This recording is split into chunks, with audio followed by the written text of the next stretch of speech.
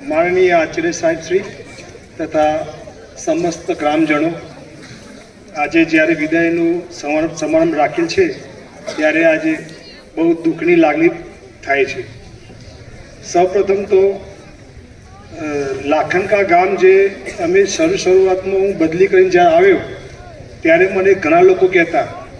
કે ભાઈ લાખનકા ગામમાં બદલી તમે કરાવો છો પણ બહુ ગામમાં કંઈ મજા નથી એમ।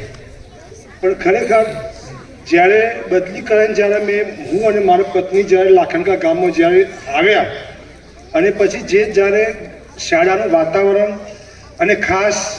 આપણા શાળાના આચાર્ય શ્રી નિલેશભાઈનું કામ તો ખરેખર હજુ પણ અમે બદલી કરીને જે તે સ્થળે ગયા છીએ ને હજુ પણ અમને યાદ છે કે આપણા શાળાના આચાર્ય એ બહુ જ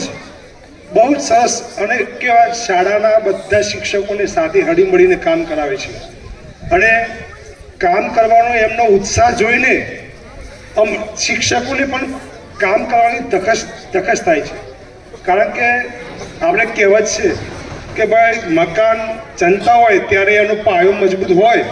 તો મકાન સારું મજબૂત હોય છે। એમ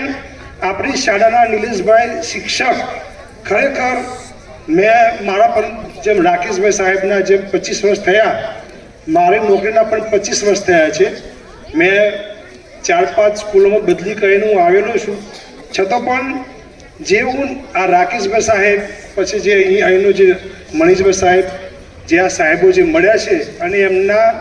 સાનિધ્યમાં જે કામ કરવા મળ્યું છે એ ખરેખર આજીવન યાદ રહેશે। અને રાકેશભાઈ સાહેબ એ આપણા આ ગામના એક જાણીતા શિક્ષક એટલે અમે નવા હતા એટલે અમને બીએલઓનું કામ ચૂંટણી કાર્ડ કઢાવવાનું જ્યારે કામ હોય એટલે અમારે ગામમાં અમે 1.5 વર્ષ થયું એટલે અમે કોઈને ઓળખતા નહીં પણ જ્યારે અમે મનીષભાઈ સાહેબ અને રાકેશભાઈ સાહેબ જ્યારે અમે કોઈનું કામ હોય એટલે અમે એમને કોન્ટેક્ટ કરીએ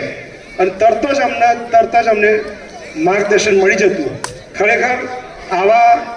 રાકેશભાઈ સાહેબ મનીષભાઈ સાહેબ અને જ્યારે આવો લાખનકાનો સ્ટાફ મળ્યો એ ખરેખર તમે ગઢડા તાલુકામાં તમે આખા તાલુકામાં કોઈ પણ જગ્યાએ નજર કરશો પણ